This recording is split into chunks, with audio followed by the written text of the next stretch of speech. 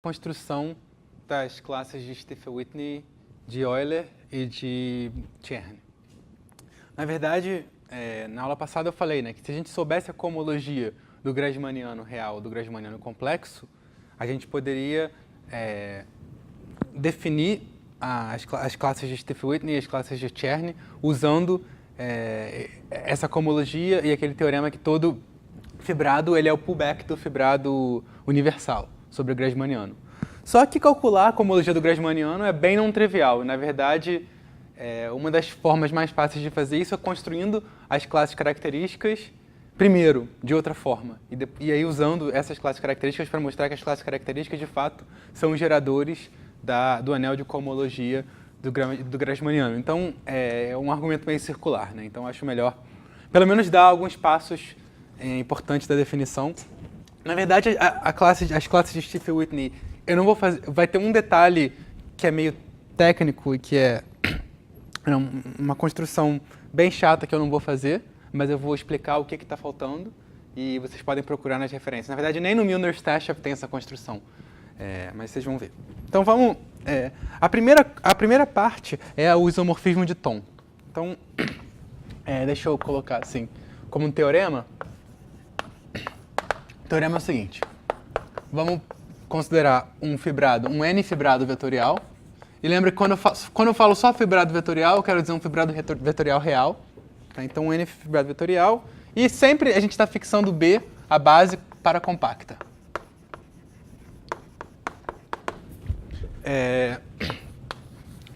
Seja E0 vai ser o complemento da seção nula. Tá? Então, E0, isso aqui é o conjunto de todos os pontos das fibras que não são zero. Então, E0 é o complemento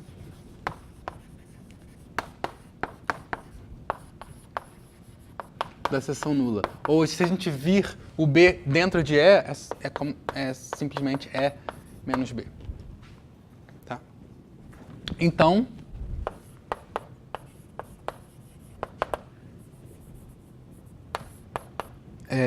a cohomologia de E relativa a E0 com coeficientes em Z2 é isomorfa a 0 se K é menor do que N e HK menos N de B com coeficientes em Z2 se K maior ou igual a N.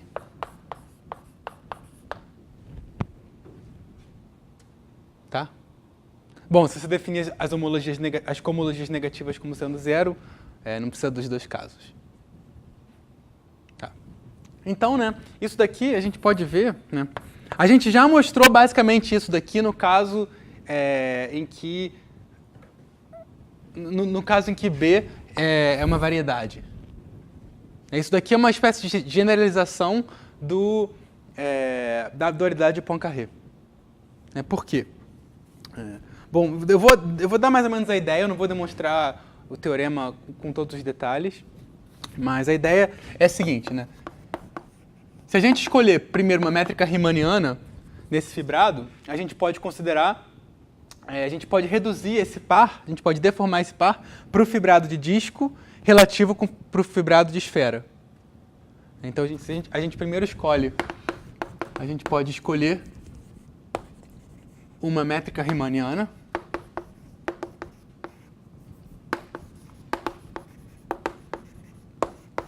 em E, nesse fibrado.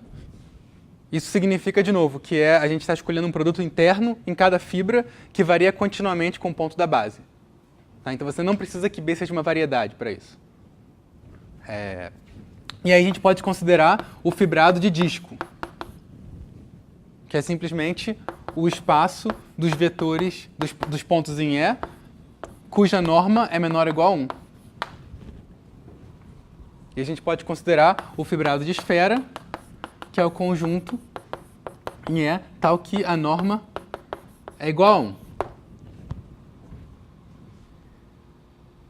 Tá? Então, né, o E claramente se deforma ao D de E. Então, existe uma deformação e o E0 se deforma em S de E. Ou seja, a cohomologia de E relativo a E0, em qualquer coeficiente, né, é isomorfa à cohomologia do fibrado de disco relativo à esfera. Tá? Isso daqui, né, em cada fibra, o que você está vendo é simplesmente um Rn relativo a Rn menos 0, que está se deformando no Dn relativo a Sn menos 1.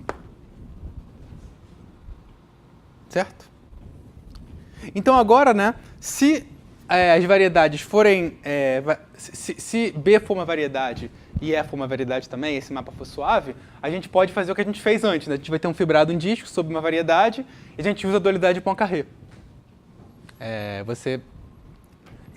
gente consegue esse isomorfismo. Agora, no caso em que B não é uma variedade, é um pouquinho mais complicado. Tem que fazer mas não é muito mais complicado, na verdade, do que redemonstrar a dualidade de Poincaré. A demonstração é bem parecida com a demonstração da dualidade de Poincaré. A gente pode primeiro mostrar isso numa trivialização, e aí você tem que colar essas trivializações de forma a cobrir o B inteiro, de alguma forma, pegar algum limite direto. Então é um pouquinho técnico, mas um caso intermediário, que não necessariamente uma variedade, mas também não é o caso mais geral, é o caso de um complexo CW. Eu acho que é talvez um pouco mais... no caso que B é um complexo CW, se B tem a estrutura de um complexo CW, o que a gente pode fazer primeiro a gente pode subdividir o complexo CW de forma que todas as células estão contidas em um aberto onde π é trivial. Então, primeiro a gente subdivide para que as células sejam todas pequenininhas, onde esse fibrado é trivial. A gente subdividimos as células para que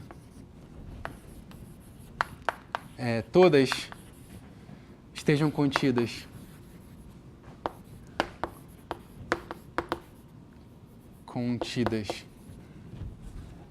em um aberto onde π é trivializável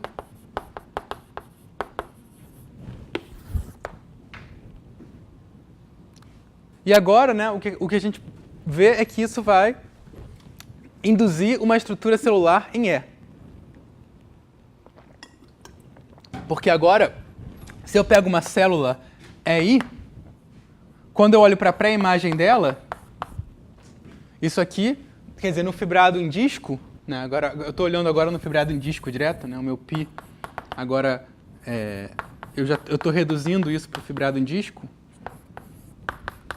A pré-imagem de uma célula vai ser Dn vezes a célula. Vai ser homeomorfo a isso. Não é? Ou seja, o que era uma I célula vai se transformar numa I mais N célula. Então, em primeiro lugar, dá para ver, né, que com um pouquinho... jogando algumas coisas para debaixo do tapete, que a cohomologia vai ter que ser 0 para qualquer índice menor do que n, porque a gente só está criando células de índice n. Né? E tem um detalhezinho, né, porque você sempre vai ter células de índice 0, mas basicamente você vai estar quocientando por Sn, Sn-1. Mas você vai sempre estar criando isso, e não é muito difícil de acreditar, olhando isso daqui, né, que é a cohomologia celular de D de E relativo a S de E, vai ser a mesma cohomologia celular de B, só que com esse shift de N. Tá? Bom, isso aqui é só um argumento que não faz muito sentido, mas, bom, eu acho que no caso de variedade a gente já fez esse argumento antes, quando a gente estava falando de interseção. E aqui, se vocês quiserem olhar os detalhes, vocês podem ir no livro do Milner Stashev. Mas a ideia, como eu falei,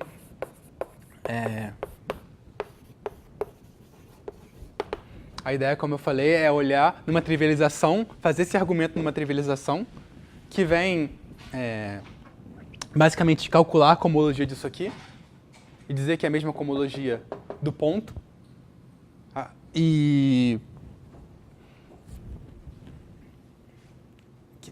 Desculpa, que é a mesma cohomologia da esfera, SN.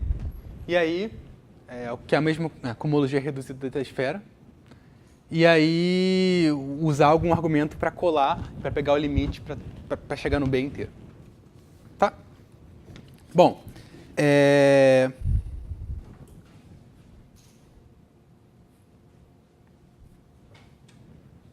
em geral, né, esse isomorfismo, ele é o chamado isomorfismo de Thom. Na verdade, o isomorfismo de Thom, normalmente, a gente pensa que ele vai daqui para cá. Então, se você olha para a imagem, se você olha para esse isomorfismo, vê o que acontece com o H0, o H0 ele vai em Hn, ou seja, 1 é elevado numa classe U, e essa classe U ela é chamada de classe de Thom. A gente já falou sobre isso, né, no caso em que B é uma variedade, mas eu só queria dizer que tem essa generalização para o caso em que B não é uma variedade, mas qualquer espaço paracompacto. Tá? Na verdade, a maioria das aplicações, eu acho que para grande parte das pessoas aqui presentes, quando no caso B é uma variedade mesmo. Então, nesse caso, a gente já mostrou. Mas isso vale, né, no caso em que não é uma variedade, e em alguns exemplos, a gente vai precisar trabalhar com coisas que não são variedades. Tá. Então, né, a gente tem essa classe de Thom, e ela tem a propriedade de que quando você restringe a cada fibra, você tem exatamente o gerador da cohomologia da fibra relativo à seção, ao complementar do zero. Então, essa classe ela tem a propriedade que quando você restringe a cohomologia da fibra, né, uma fibra qualquer, fibra é a pré-imagem de um ponto,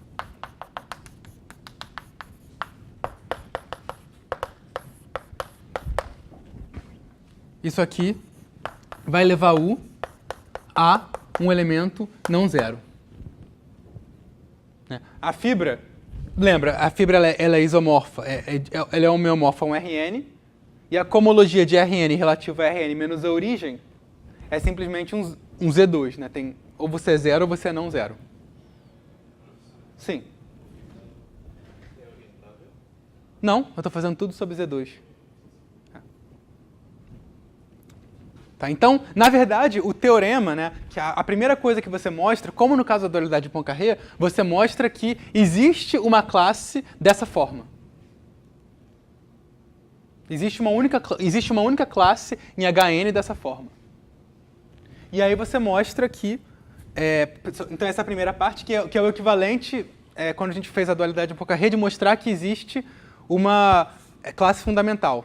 Dada uma variedade fechada, você sempre consegue uma classe fundamental sobre Z2. Tá? E aí o segundo passo é mostrar de fato, e isso precisa de um argumento também local e depois um limite. A gente fez isso, né, usando homologia com suporte compacto, por exemplo.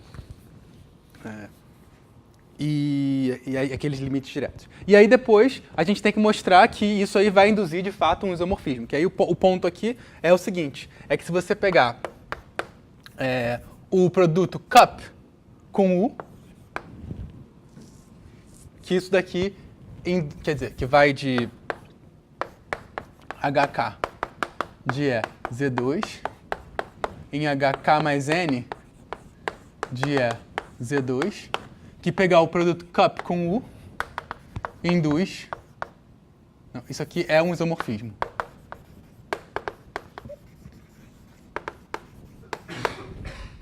Tá, então esse passo aqui é mais ou menos equivalente realmente à dualidade de Poincare. Tá? E para finalizar, para a gente de fato ter um mapa que vai até a cohomologia de B, aí a parte fácil é só a gente reparar, né, que o pullback da projeção induz um isomorfismo em cohomologia. Isso aqui é um isomorfismo. Porque E se deforma para B. Né? Porque toda fibra você pode deformar para a seção zero. Né? Porque existe, pois se deforma a seção zero. Tá? Então, a projeção ela induz um isomorfismo em cohomologia ou em homologia. Tá? E aí a gente compõe isso aqui com esse mapa. E esse cara daqui esse aqui é o famoso isomorfismo de tom. Tá?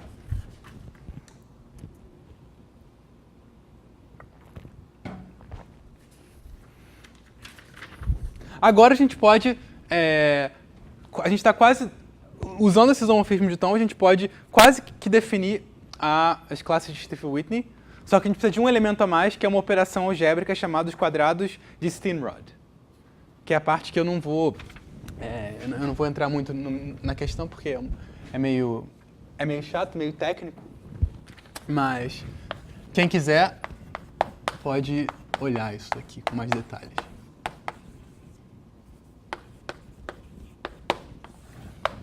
Na verdade, eu acho que a forma mais fácil de se lembrar das classes de Stiefel-Whitney é em termos de obstrução, como eu falei na aula passada. Só que para definir as obstruções rigorosamente é um pouquinho complicado, tem que falar de grupos de homotopia, e eu não quis entrar em tantos detalhes, mas eu acho que a ideia da obstrução ainda é a mais fácil de você colocar a mão. Mas eu vou falar um pouquinho só sobre a definição aqui, uma definição rigorosa usando esses quadrados de Steenrod. Bom, os quadrados de Steenrod, eles são uma operação algébrica que aumenta o grau da cohomologia, da seguinte forma. Se você tem um par, né, se tem um subconjunto, isso aqui vai te dar um par XA. E agora os meus coeficientes são todos sobre Z2. Eu vou parar de escrever, pelo menos por um momento. Então, existem operações...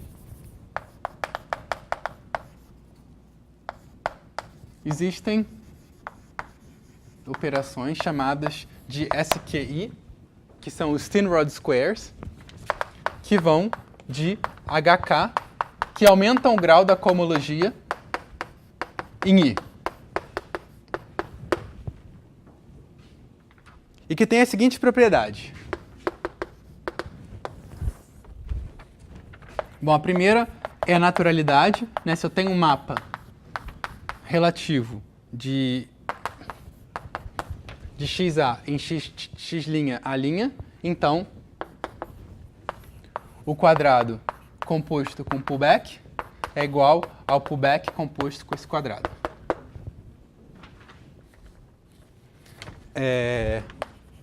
Se eu pego uma classe em Hn de XA, o 0º quadrado é a identidade, né? Ou seja, eu não estou mexendo no índice, eu pego simplesmente a identidade. O n º quadrado é o cup de A com A, ou seja, é uma coisa que está entre você não fazer nada, no caso 0, e no caso n, você está simplesmente dobrando com o cup. Então, é uma operação intermediária, digamos, entre a identidade e fazer o cup. É uma espécie de cup com um pedaço do A. E o SQI de A é igual a 0 para I maior do que N. Então, na verdade, os quadrados interessantes são de 0 até o grau da classe de cohomologia. E a terceira propriedade, que talvez dê para ver um pouquinho do que está acontecendo, é que o SQ K de um cup, isso aqui é igual a somatório de SQI de A, cup, com SQJ de B, de I mais J igual a N. Tá? Então, eu acho que não dá para ver que, na maioria dos casos, só com essas propriedades vocês conseguem calcular os SQNs, os SQIs. Então é uma propriedade algébrica um pouco mais difícil de definir do que o produto cup ou o produto cap. Por isso que eu não estou definindo em detalhes, mas é uma coisa completamente algébrica, como vocês estão vendo. É uma coisa um pouco mais obscura de topologia algébrica, mas eu acho que não dá para ver que não tem muito mistério, é só alguma coisa um pouco complicada. Tá. Então, com isso, a gente pode definir as classes de Stiff-Whitney. Então, a classe de Stiff-Whitney, vamos voltar num fibrado qualquer. Isso aqui é um fibrado, é um N fibrado vetorial. E a gente pode definir a iésima classe de Stiff-Whitney como sendo... eu olho para o quadrado, para o iésimo quadrado de U, né, onde U é a classe de tom. Então, U é uma classe em Hn. Eu olho para o iésimo quadrado. Isso aqui vai ser uma classe em Hn mais 1, N mais I. E agora eu pego o isomorfismo de tom inversa. Então, isso aqui vai diminuir N. Então, isso aqui vai parar em Hi, de B com coeficientes em Z2. Tá? Então, o exercício para vocês é provar que, supondo que esses quadrados de Stirner existem, satisfazem essas propriedades, provar que as classes de Stiff-Whitney satisfazem os axiomas da aula passada. Tá? Então, assumindo que os SQIs existem,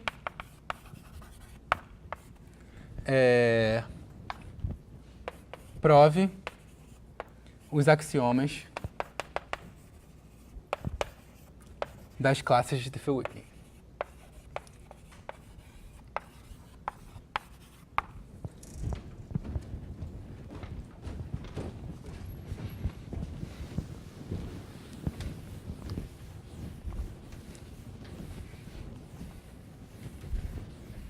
Agora, lembra que, de novo, eu acho que a forma mais fácil da gente se lembrar do que essas classes de Stiff-Whitney estão medindo é em termos de obstruções.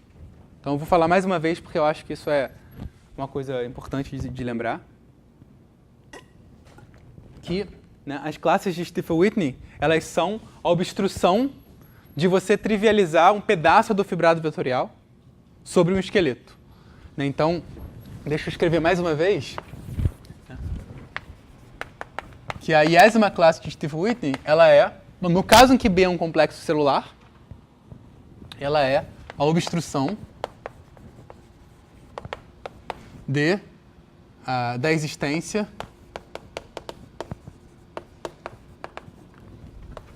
de N menos K mais 1 seções não nulas de E sobre o K esqueleto.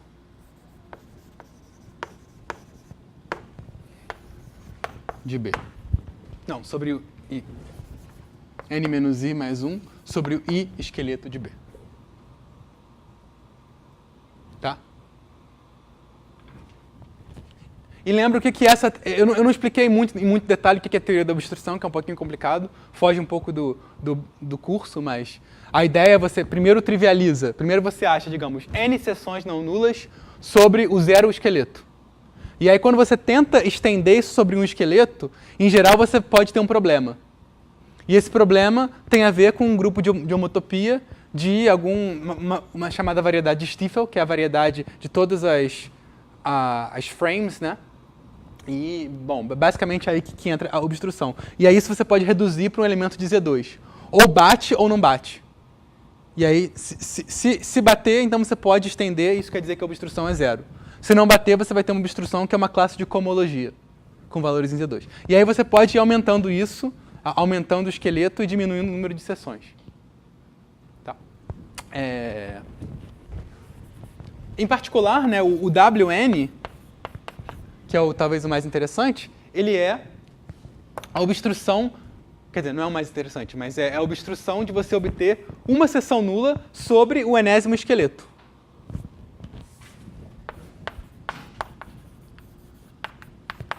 Da existência de uma seção sobre o N esqueleto. Em particular, né, se existir uma seção... uma seção não nula.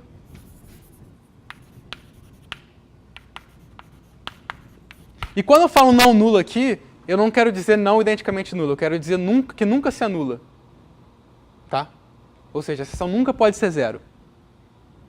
Tá. Agora, uma coisa que eu acho que é... Ué. Eu cometi um erro aqui. Ninguém me corrigiu. Quando você pega o cup com a classe de tom, isso aqui tem valores em E na cohomologia relativa.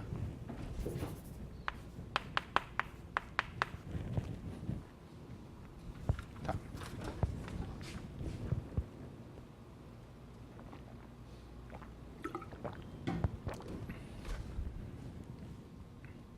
Uma coisa que dá para ver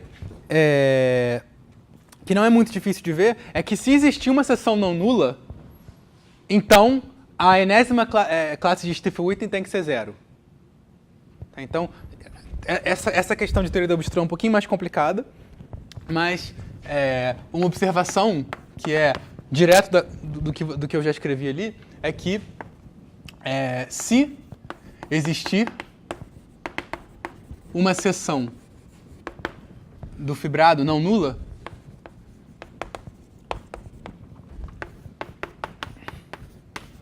se existir uma seção S não nula, então a enésima classe de Stiefel-Whitney é zero. E por que isso? Bom, lembra que, pela definição, né, a classe de Stiefel-Whitney vai ser φ inverso de U do quadrado N de U. E, pela propriedade do quadrado, né, o U é uma classe de homologia, uma N classe de cohomologia, então o enésimo quadrado é fácil de calcular. É simplesmente o cup de U com U. Então isso aqui é o cup de U com U. E agora, se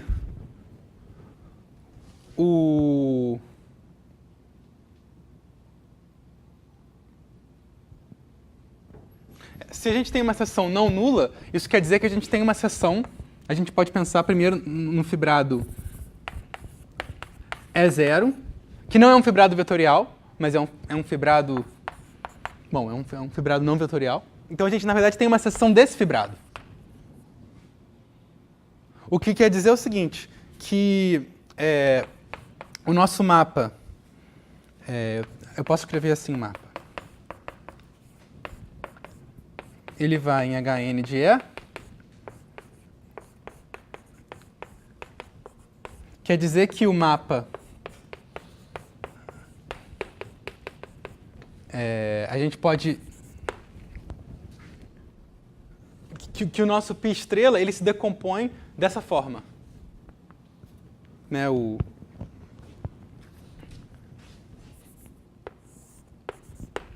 a gente sabe que a inclusão de B em E, ela se decompõe através da inclusão de primeiro em E0 e depois em E. Então a gente tem a inclusão daqui para cá, se vocês quiserem. Tá. Agora o ponto é o seguinte, se existe uma seção desse mapa, então isso quer dizer que vai existir um S... Não. Tá certo. Vai existir um S estrela daqui, de forma com que esse mapa daqui é a identidade. Então esse triângulo aqui vai comutar, esse mapa daqui é a identidade. Só que o problema é que agora, né, quando você calcular o π estrela daqui para cá e você projetar para cá... Não, desculpa. Qual é?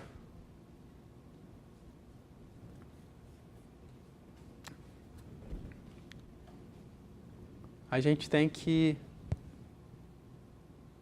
exatamente. Quando a gente faz essa classe, quando a gente olha para o isomorfismo de tom...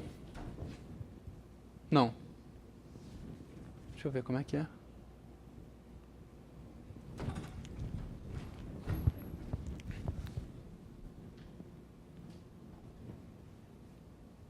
O problema é basicamente que quando a gente olha para esse pi estrela, a imagem de U aqui, ela vai ser levada a alguém aqui, só que esse mapa daqui é 0. Então, isso quer dizer que... Bom, não estou lembrando o argumento. Desculpa, não vou pensar agora. No final da aula, se a gente tiver tempo, eu penso direitinho. Mas é basicamente olhar esse diagrama e ver que como a gente está fatorando por uma seção do fibrado, uma seção que não passa por 0, esse mapa daqui é a composição de 2 de uma sequência exata longa, a gente tem um 0 daqui. Bom, daqui a pouco a gente volta nisso, mas isso era só um detalhe para vocês verem que, pelo menos um caso da teoria da obstrução, a situação não é muito complicada. Tá. Agora, 2 observações sobre as classes de Stiefel-Whitney, antes da gente ir para as classes de Euler, são as seguintes. A primeira é que a primeira classe de Stiefel-Whitney ela é 0, C e somente C, o fibrado é orientável. Né? E o que isso significa? Isso significa que a gente pode escolher um fibrado é orientável, basicamente se existe uma classe de tom com coeficientes em Z. Então, deixa eu lembrar, né, a definição é que o ele é orientável se a gente pode escolher, se podemos escolher um gerador U F da cohomologia de F sobre Z, né, onde F é uma fibra.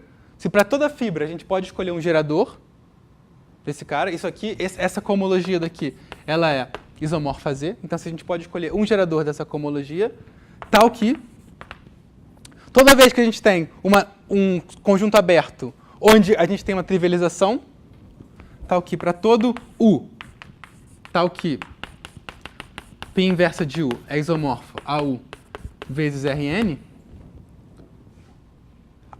existe um gerador da cohomologia de π inverso de U, π inverso de U 0, Z, que se projeta para o F em cada fibra, que é elevado a o F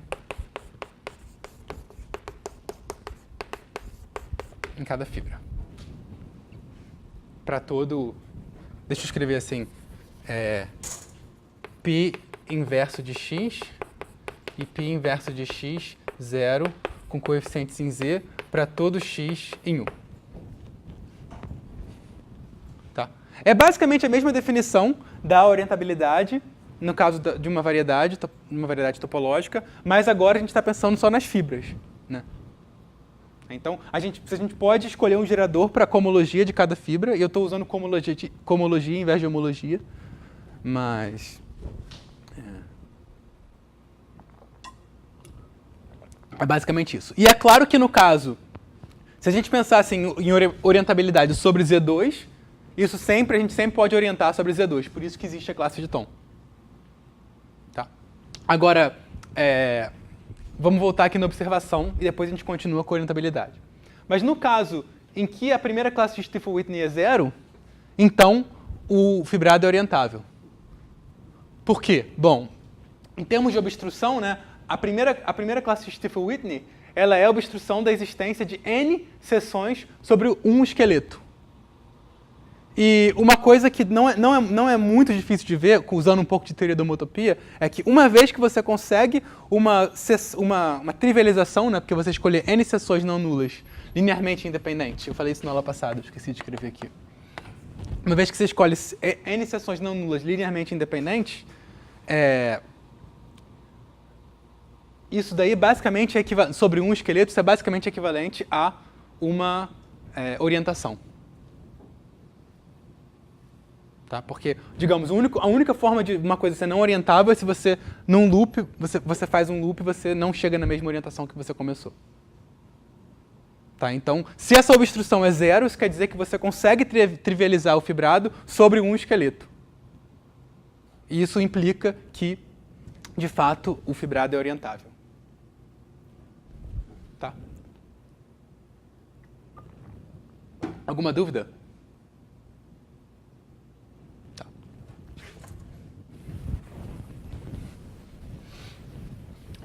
Agora, a outra propriedade que eu vou só comentar e não vou falar muito sobre o que isso significa, é o W2. Então, uma coisa que também é conhecida é o que acontece quando o W2 é zero.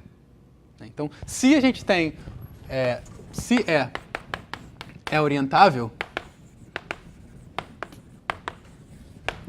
então a gente pode olhar para um outro fibrado, que não é um fibrado vetorial, mas é um fibrado principal, que é o chamado frame. Eu vou chamar assim, é o frame bundle, é o frame bundle positivo. Isso daqui é basicamente, para cada espaço, para cada fibra, você considera todas as bases ortonormais orientadas. Tá? Então você tem, aliás, você pega um fibrado orientado, você não só sabe que ele é orientável, mas como você escolhe uma orientação. E aí, para cada fibra, você pode olhar o conjunto das bases orientadas. Isso aí vai te dar um outro fibrado, que não é mais um fibrado vetorial, mas é o chamado fibrado principal. Porque dado uma fibra, eu posso agir, dado uma base ortonormal orientada, eu posso agir com um elemento de SON. E aí eu vou ter uma outra base ortonormal. Então isso aqui é um chamado fibrado principal. Eu não falei, mas eu acredito que alguns de vocês sabem o que isso quer dizer. Tá? E na verdade, você pode voltar também, você pode reduzir, dado uma representação de SON sobre RN, você consegue também voltar de um SON fibrado principal para um fibrado vetorial orientado. Tá? Então, a gente tem a gente consegue um fibrado dessa forma. E um fato é que π1 de SON é Z2. O que significa que SON possui que o recobrimento universal de SON ele é um recobrimento 2 por 1. E ele é um grupo de Lie chamado grupo spin. Então existe um recobrimento que é o chamado grupo spin. Isso aqui é o recobrimento universal de SON, que é um grupo de Lie. Dá para construir até, digamos, fisicamente esse grupo. Dá para ter uma construção concreta. Mas, bom, existe esse grupo de Lie. E um fibrado vetorial orientado, ele é dito spin se esse fibrado induzido possui um levantamento para um fibrado spin. Então, ele é spin, é dito spin, se esse fibrado FR+, possui um levantamento para um spin de N fibrado.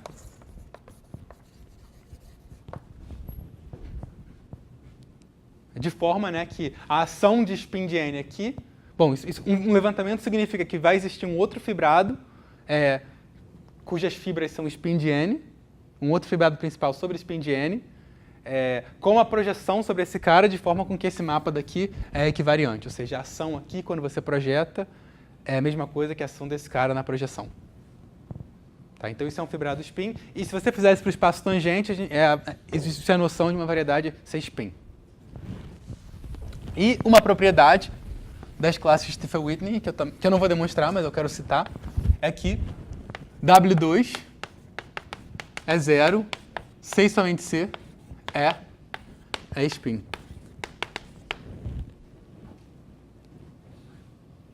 assumindo, né, que ele é orientado, ou seja, assumindo que W1 já é zero. Então, você pode colocar assim, W1 e W2 são zero, se e somente C é orientado em spin.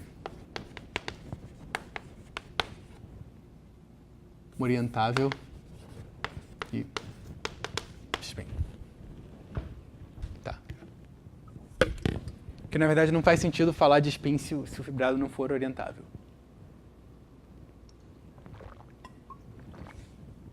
Sim. Se a classe de ordem K é zero, todas as de ordem maior são zero também? Em termos de expressões.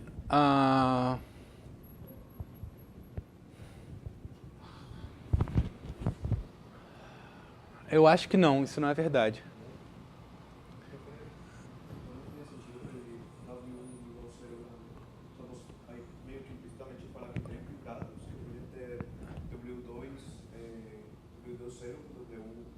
Sim.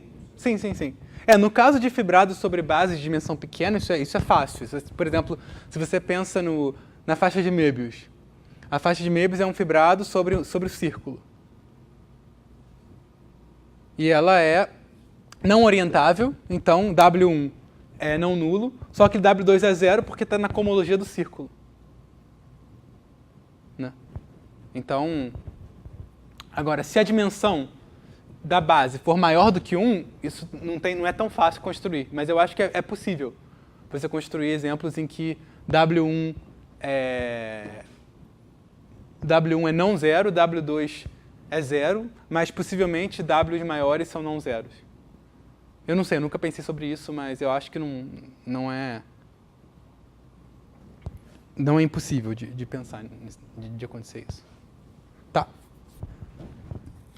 Bom, tendo falado isso, agora a gente pode ir para a classe de Euler. Bom, a classe de Euler é uma classe para o caso de que a gente tem um fibrado real orientável. Tá, então vamos pegar agora o nosso fibrado orientável. Esse aqui é um N fibrado vetorial. Bom, eu vou falar que ele é orientado já. Orientado significa que ele é orientável e a gente escolhe uma orientação. Então, lembra o que é orientação? Orientação ela é uma escolha de gerador em cada fibra. Então a gente tem um teorema, como o teorema que eu apaguei, que diz basicamente que existe uma classe fundamental. Que nesse caso, no caso de fibrado vetorial, é chamado de classe de Thom. Então, o teorema é que existe uma classe de Thom que é uma classe de N cohomologia de E relativo a E0, agora com coeficientes inteiros, né? Tal que, bom, a propriedade, né? Tal que quando você projeta para cada fibra, isso daqui é o gerador, é a orientação da fibra. É a orientação.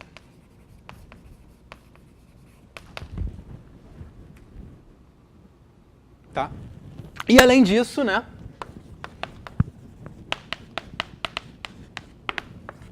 Quando você considera o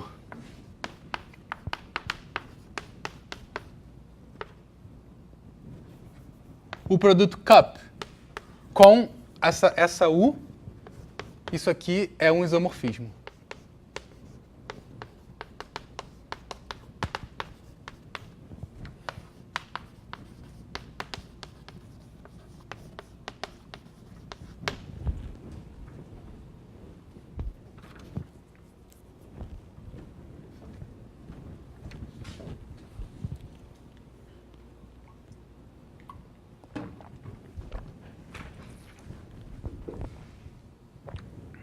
Tá?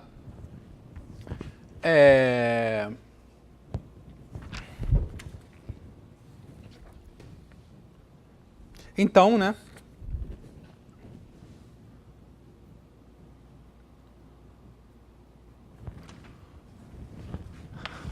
Dado essa classe de Thom, agora a gente pode construir a chamada classe de Euler. A classe de Euler basicamente é a imagem da classe de Thom na cohomologia de B. Agora, como é que isso faz sentido? Né? Primeiro a gente pega a classe de Thom, que ela é uma classe em E relativa a E0. A gente projeta, primeiro a gente olha para ela só em E. Isso aqui é uma classe de cohomologia só em E. Eu vou chamar essa projeção de P. E agora a gente projeta sobre B. Que mapa que é esse daqui? Oi? É o pullback da inclusão,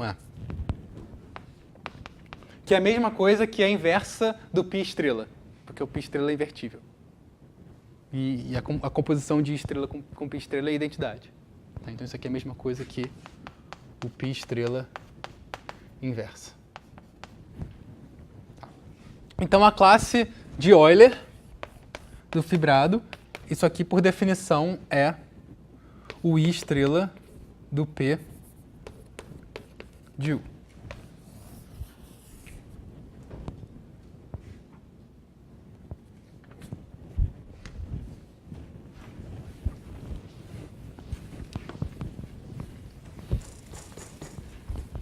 Então, todo fibrado vetorial, N fibrado vetorial orientado, possui uma classe de Euler, que é uma classe só em Hn. Tá? E ela tem propriedades interessantes.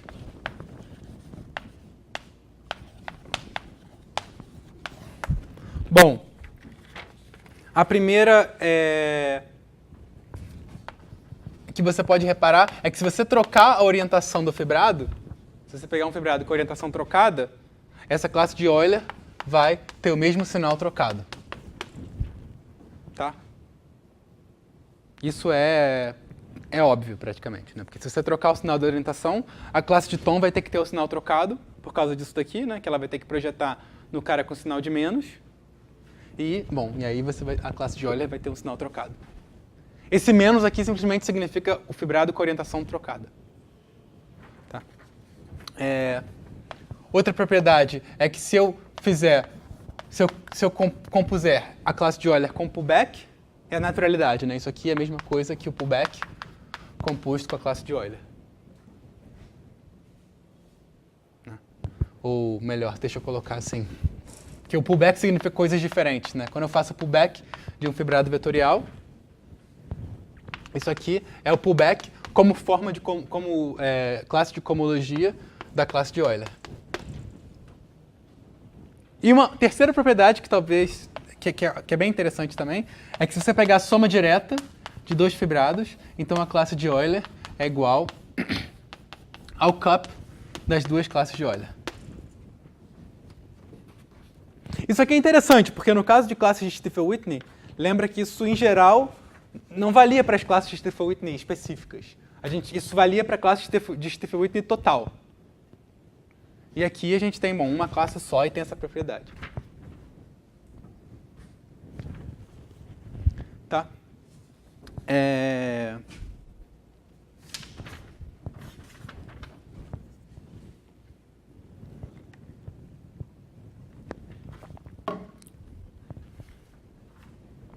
Alguma dúvida?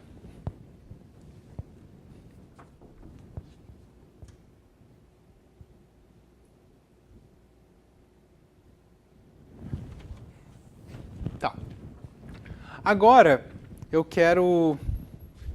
uma outra coisa que não é muito difícil de ver é que Wn de E é a redução modo 2 da classe de Euler. Isso daqui, é porque, pela fórmula, né, o Wn, ele é...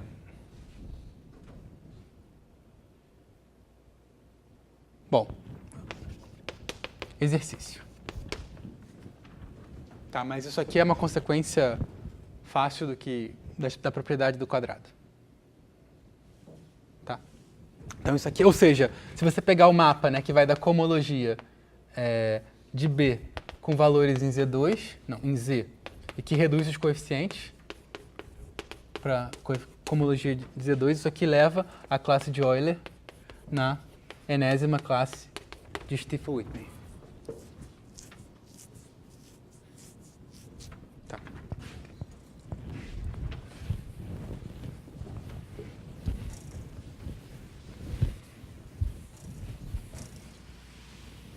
E a dica, né? Bom, como é que faz isso aqui?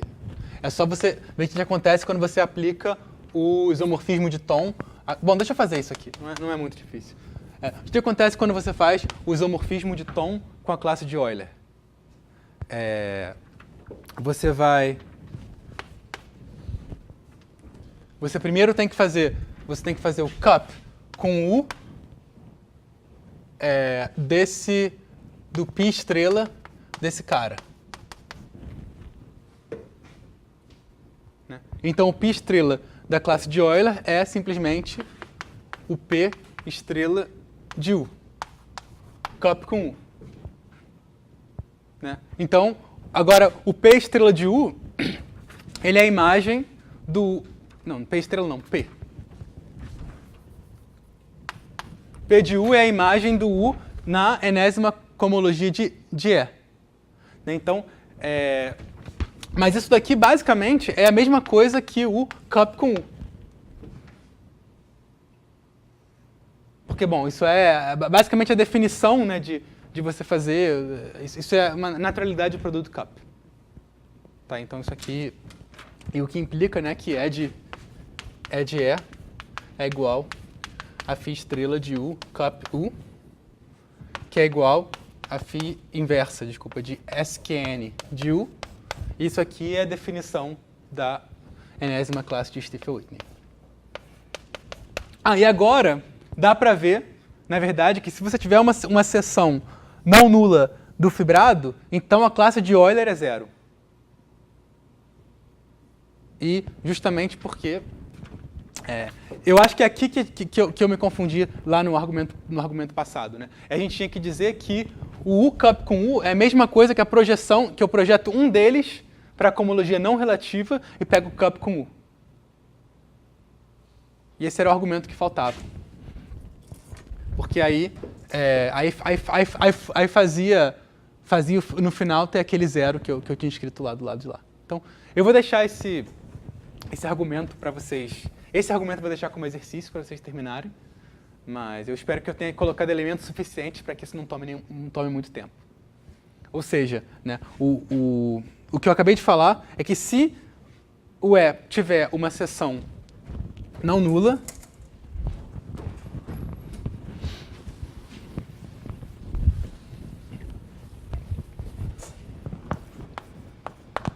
se E possuir uma seção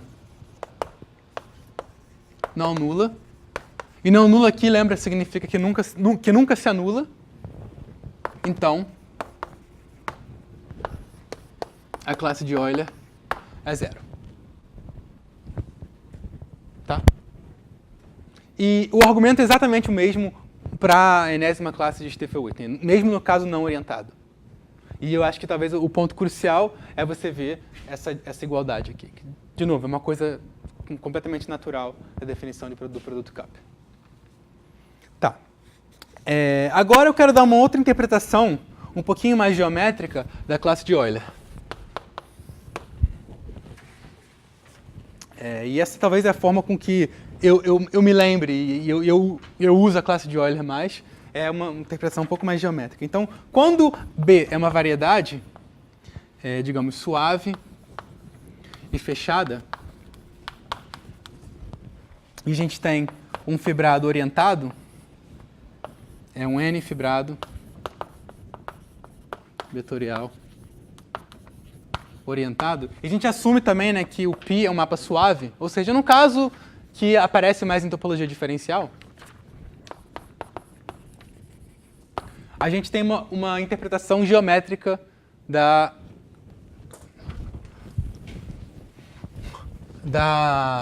classe de Euler.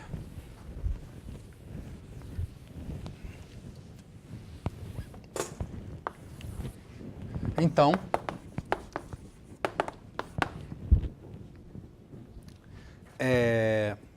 a classe de Euler ela é basicamente o seguinte, a gente considera, seja S uma seção genérica. Genérica aqui para mim significa simplesmente o que eu preciso é que S intersecte a seção 0 transversalmente. Tá, então isso aqui quer dizer que S intersecta, eu vou chamar de B a seção 0 transversalmente. Tá. Bom, não, eu vou chamar de 0 só para esse argumento. Então a gente pode considerar, não, eu vou chamar de B mesmo. A gente pode considerar a interseção da imagem de S com B. Né, que é a interseção de S com a seção 0. Que a gente pode pensar também como a pré-imagem da seção 0. Pré-imagem de 0. Né, ou seja, eu tenho meu fibrado,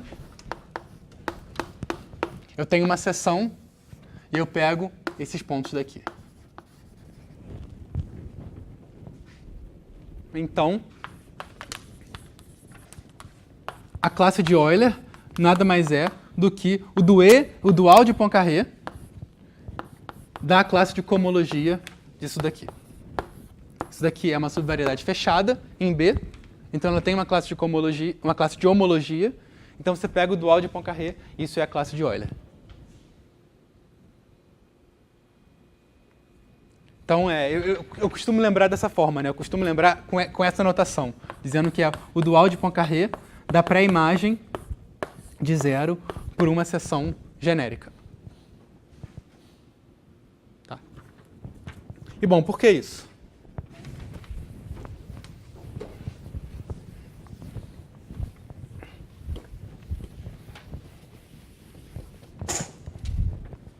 Isso é consequência do seguinte fato. Na verdade, a gente pode pensar primeiro em teoria da interseção.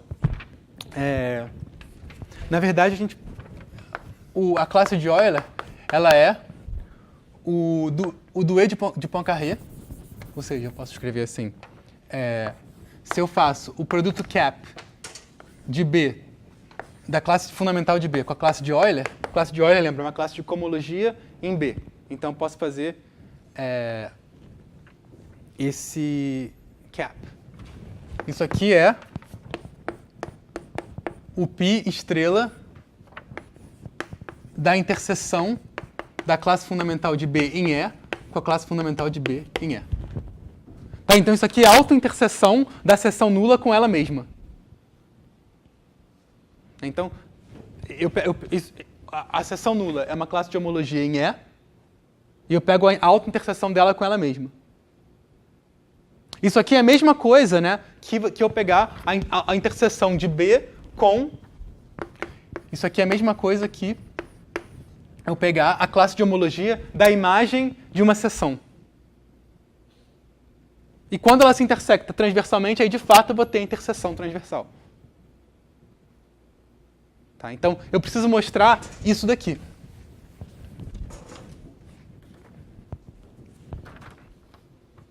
Certo? Então a gente precisa mostrar. Vamos mostrar.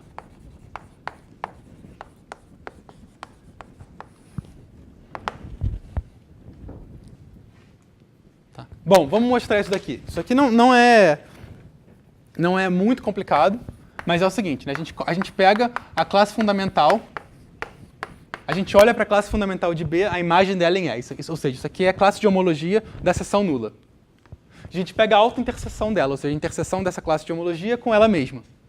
Produto de interseção. Isso daqui, lembra, por definição, como é que a gente calcula o produto de interseção de duas classes de homologia? A gente olha para os duais de Poincaré, olha para o cup e depois olha para o dual de Poincaré.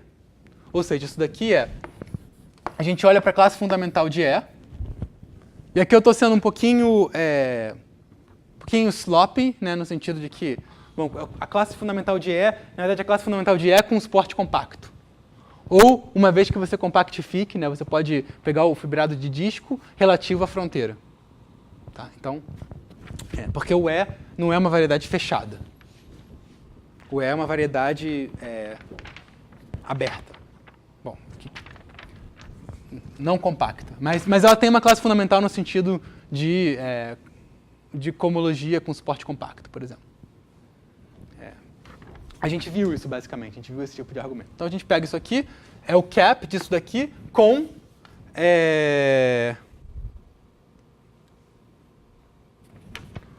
o que eu estou chamando de U, cup com U. Né? Então, U é a classe de tom.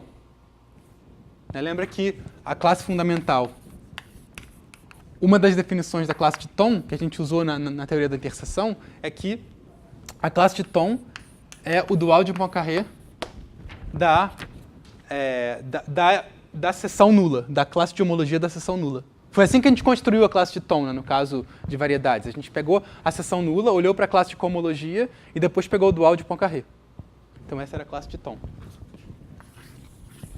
Então logo a gente vai ter essa relação daqui. Então isso daqui vai dar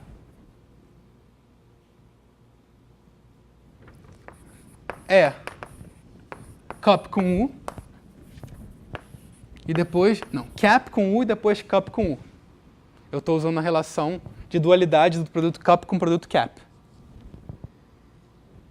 E agora eu uso, né, a definição da classe de tom para dizer que isso aqui é a classe fundamental de B em E. Então isso aqui nada mais é do que a classe fundamental de B em E, cup com a classe de tom. Agora, a classe fundamental de B em E, isso daqui é o I estrela da classe fundamental de B. Não é? Isso daqui é o I estrela da classe fundamental de B, cup com U. Né? Por definição, a classe fundamental de uma subvariedade é a inclusão da classe fundamental da subvariedade em si na variedade onde ela está mergulhada. E agora eu uso a propriedade, aquela naturalidade do produto... Não, desculpa, aqui é cap de novo. Não faz sentido. Porque eu fazendo esse cap vai dar uma classe de homologia, eu faço um outro cap, vai dar uma outra classe de homologia. Tá? Então, agora eu uso aquela propriedade engraçada da naturalidade do produto cup, do produto cap. Que é que isso aqui vai ser o I estrela do B com o I estrela do U, o estrela em cima. Né? E o que é o I estrela do U? O I estrela do U, por definição, é a classe de Euler. Que eu acho que eu não apaguei a definição. Bom, tem um P aqui, mas na verdade esse P é quase que invisível, né? Porque a gente está meio que identificando, né? A gente está automaticamente, às vezes, projetando da cohomologia relativa do E relativa ao E0 para a cohomologia do E. A gente fez esse tipo de identificação também quando a gente está falando de teoria da interseção. Né? Então, isso aqui é a classe de Euler. Então, no final, eu posso passar o I para o outro lado, invertendo, né, e tendo π estrela, e eu vou ter essa igualdade. Ou seja, em outras palavras, né, como que eu posso ver a classe de Euler? Eu faço a seguinte coisa. Eu pego a classe fundamental, eu pego a classe da seção 0, pego a autointerseção dela com ela mesma, e aí eu pego, isso aí vai me dar uma classe de homologia em E, e aí eu restringo isso para B. Eu sei que o π estrela é um isomorfismo. Desculpa, eu acho que aqui o π estrela, o estrela está no lugar errado. O estrela é embaixo. O π estrela é um isomorfismo. Então eu olho primeiro para essa classe de homologia em E, mas eu posso restringir ela para B. Então essa forma aqui talvez seja um pouco mais estranha de você pensar nisso, mas eu acho que talvez a forma mais fácil seja dessa forma aqui. Você pega a pré-imagem de uma seção nula, isso vai te dar uma cadeia da ordem certa, e você pega a classe de homologia e pega o dual de Poincaré. Talvez uma aplicação, que é um caso mais concreto, e talvez o mais importante, é quando o posto do fibrado é igual à dimensão da variedade. Nesse caso, essa interseção é um número finito de pontos. Então, se a gente tem um N fibrado vetorial sobre uma variedade de dimensão N, a classe de Euler é uma classe de cohomologia em grau n, que é a mesma coisa que uma classe de homologia de grau 0. Ou seja, é um conjunto de pontos. É um conjunto de pontos com números, né? Na verdade, é um número no final. É um número inteiro. E como é que a gente determina esse número inteiro, essa classe essa classe de Euler? Basicamente, a gente pega uma seção genérica, a gente vê em quantos pontos isso intersecta e se é com sinal de mais ou de menos. A gente soma tudo isso. Isso dá a classe de Euler. Então, talvez esse seja o exemplo mais importante. E talvez o mais importante de todos é o que acontece com o espaço tangente. Então, a proposição é que se eu pego o fibrado tangente, e M é uma variedade suave, orientável, orientada, fechada, né? E conexa. Então, bom, a classe de Euler, isso aqui é uma classe de cohomologia de grau n. Isso corresponde a um número. Como é que eu sei o número? É só aplicar isso à classe fundamental de M. Isso vai me dar o número. Então, se eu aplicar isso aqui à classe fundamental de M, isso aqui dá a característica de Euler. E é por isso que essa classe característica é chamada de classe de Euler. Porque, de uma certa forma, ela generaliza a característica de Euler. Tá? E, bom, como que a gente vê essa igualdade? Eu, de novo, vou dar alguns elementos principais do teorema. Como é que a gente vê que a classe de Euler do fibrado tangente é basicamente a característica de Euler? Bom, a gente vê o seguinte, né? A gente pode olhar para a diagonal no produto cartesiano de M por M.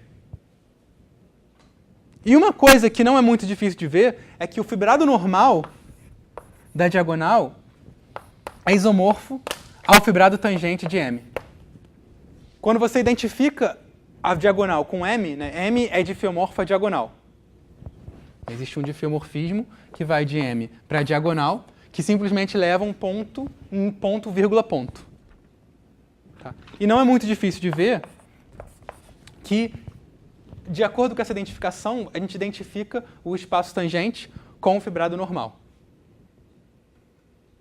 Tá? Então, isso é um exercício, talvez.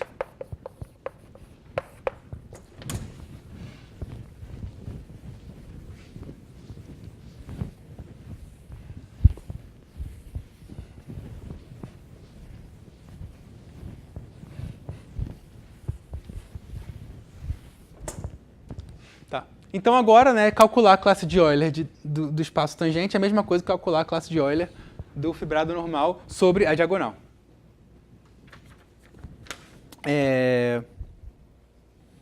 E agora tem um lema que diz o seguinte, que seja... Porque qual é a vantagem do fibrado do produto M vezes M? A vantagem do produto é que você tem o produto cruz, né, o produto cross, e ele se relaciona com o produto cup. Então é muito mais fácil você trabalhar no produto de M com M do que no espaço tangente. Por isso que essa identificação é importante. Tá, então, a gente pode escolher uma base da cohomologia de M. E aqui a gente está assumindo que M tem cohomologia finita, o que a gente não demonstrou, mas eu acredito que muitos de vocês já viram isso com teoria de Morse, por exemplo, que existe uma base finita da cohomologia. E agora com valores racionais, com coeficientes em Q. Que é o que importa para a gente em termos de calcular a cohomologia calcular a característica de Euler. Tanto faz. Então a gente calcula com coeficientes em Q, porque aí de fato isso é um espaço vetorial e tem uma base. Tá. Então, o lema diz que se a gente pode escolher uma base, a gente pode escolher uma base dual. Então, a classe de tom, se U é classe de tom se U é a classe de tom do fibrado normal, que eu estou pensando no fibrado normal como um fibrado sobre M, então U ele pode ser calculado da seguinte forma. Ele é menos 1 elevado ao grau de alfa, alfa produto cruz com alfa estrela, sobre todo alfa. Isso aqui é uma classe de cohomologia em M vezes M. E, de novo, eu estou sendo um pouco... Estou tomando muito cuidado, que muitas vezes a classe de tom, em geral, ela é definida na cohomologia relativa. Mas como eu fiz em algumas vezes, eu estou meio que identificando a cohomologia relativa. Às vezes eu estou falando da projeção sobre a cohomologia não relativa como sendo a própria classe. Tá? Porque é esse cara daqui que depois a gente tem que projetar para o M, para a base, que vai ser de fato a classe de Euler. Então tem esse passo, né, de você projetar a classe de tom mesmo na homologia relativa para a homologia não relativa, mas eu estou meio que... Não estou enfatizando demais isso, para não ficar escrevendo na anotação. Eu estou meio que seguindo algumas referências que fazem esse mesmo tipo de... que não tomam esse cuidado. Pelo menos eu estou falando.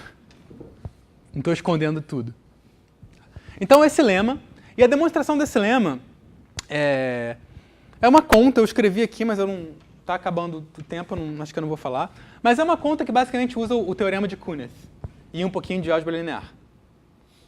E usa o fato de que, talvez o único fato relevante que vocês precisam saber é o que acontece quando eu faço alfa vezes beta, depois eu pego cup com alfa til vezes beta til estrela.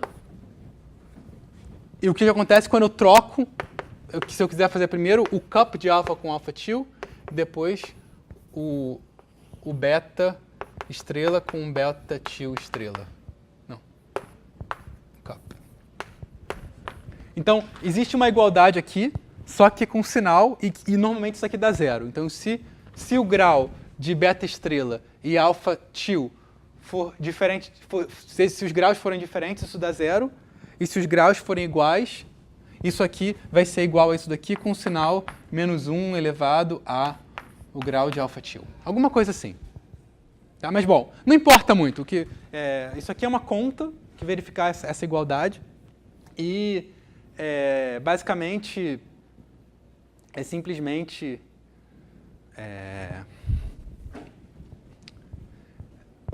É uma conta que usa a fórmula de Kuhneth, né? Lembra que a fórmula de Kuhneth diz que a cohomologia do produto ela é igual ao produto tensorial das cohomologias, com coeficientes racionais. Onde os geradores da cohomologia do produto são simplesmente o produto cross dos geradores da cohomologia de cada um. Ou seja, a cohomologia do produto ela é gerada pelos produtos das cohomologias, o produto cross. Então, e aí você usa um pouquinho de álgebra linear e sai essa fórmula. Tá? Então,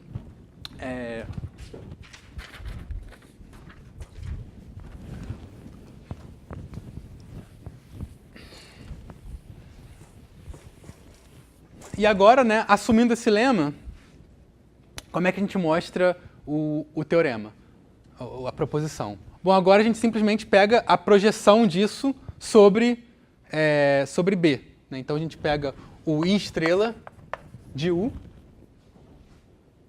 Isso aqui é a classe de Euler. Né? Então, a gente pega a classe de Euler de Tm aplicada a M. Bom, isso aqui é a mesma coisa que M aplicada a I estrela de U.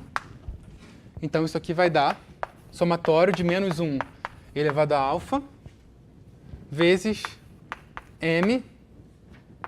Agora, quando eu pego o I estrela disso daqui, né, isso aqui por definição, lembra que esse produto por definição era o cup, você projeta e depois pega o cup.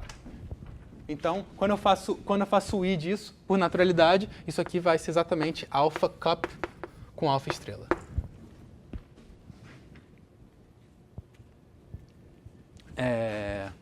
Tá? E agora, o que é, né, o que é essa classe de homologia avaliada nisso daqui? Bom, isso daqui, a gente tem que ver o que significa a base dual. E a base dual basicamente significa exatamente dizer que isso daqui é igual a 1.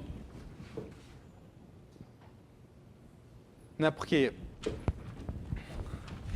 é a base dual com relação ao quê? É com relação ao pairing da cohomologia com a cohomologia própria. Né? Então, essa base dual, eu não falei, eu deixei um pouco vago, mas é dual no sentido do pairing da cohomologia com ela mesma. Então, lembra que existe um pairing que vai de HK de M, HN-K de M para Q, e que leva alfa e beta justamente nisso daqui, na classe de M, alfa com beta. E esse mapa é um isomorfismo pela dualidade de Poincare. E essa base dual é a base dual com relação a esse mapa. O que significa que se eu pego um alfa e um beta estrela, isso daqui vai dar exatamente, vai dar 0 ou 1, dependendo se eu tenho o mesmo cara ou um cara diferente. Tá? Então, isso quer dizer que essa avaliação aqui dá 1, basicamente por definição da base dual. Tá? Então a gente vai ter o somatório de menos 1 elevado ao grau de alfa sobre alfa. E como alfa é uma base da cohomologia, né, ou seja, eu vou ter para todos os alfas em cada dimensão da cohomologia, eu vou ter o número, a dimensão toda, somando com o mesmo sinal. Então isso aqui vai dar menos 1 elevado a n vezes a dimensão do K, a dimensão do HK de M com coeficientes racionais. Tá, isso aqui é a característica de Euler.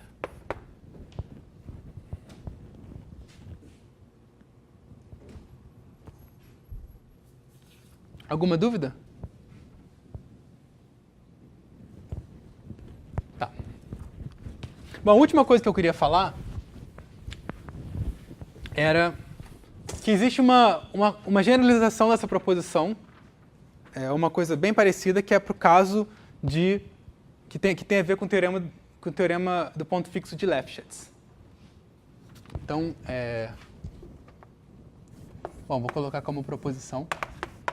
É o seguinte, se eu tenho uma função de m em m, e m é uma variedade suave, fechada e orientada. E, de novo, conexa. Lembra que a gente definiu o número de Lefschetz. Isso daqui é, basicamente, menos 1 elevado a k vezes o traço de f estrela, que vai de hk de mq nele mesmo.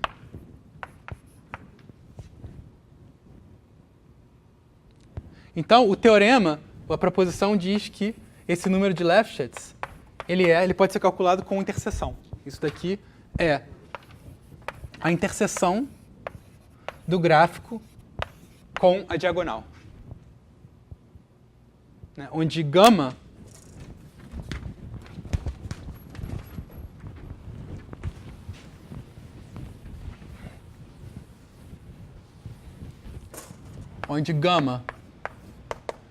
não, sem o colchete. Gama é o gráfico de f, ou seja, né, o conjunto de x e f de x na diagonal. Na diagonal não, no produto de m com m. E a diagonal é a diagonal. A diagonal é o gráfico da identidade. Então, né, se eu tenho essas duas variedades fechadas, numa variedade fechada, eu posso falar na interseção delas. Então, o gráfico, ele se intersecta com delta. Isso daqui, exatamente esse número de Lefschetz. E bom, como é que a gente vê essa proposição? Não vou demonstrar a proposição, mas a ideia é muito parecida com a ideia dessa proposição. O que você faz, né, o dual disso daqui, né, em homologia, é dizer que a classe fundamental da diagonal, você lembra que a classe de tom nada mais é do que o dual de Poincaré da seção zero. Então, aqui é a mesma coisa, se você dualizar essa equação, você vai ter que a classe da diagonal vai ser um somatório de menos 1 elevado a alfa dos elementos da base com o seu dual. Né? Então, você pega isso e aí depois você faz o produto disso com o gráfico. Você faz a interseção disso com o gráfico. E você vai ver, você pode calcular para cada gerador o que acontece. Né? E você vai ver que se você pegar o gráfico e fizer a interseção com um gerador, né, eu vou chamar de, sei lá,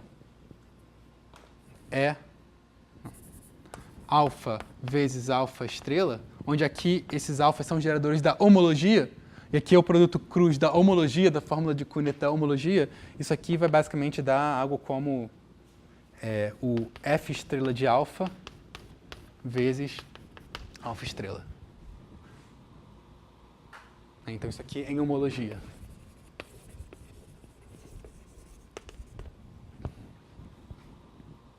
E aí, basicamente, uma vez que você tem essa equação, você vê que, bom, quando você coloca o sinal na frente, isso daqui vai dar justamente a contribuição do traço. Isso aqui vai dar exatamente o termo, né, do A, vai dar o termo da matriz, vai dar o coeficiente alfa-alfa da matriz F estrela na respectiva, na dimensão da homologia respectiva. Tá? Então, por isso que você vai ter a soma de todos esses.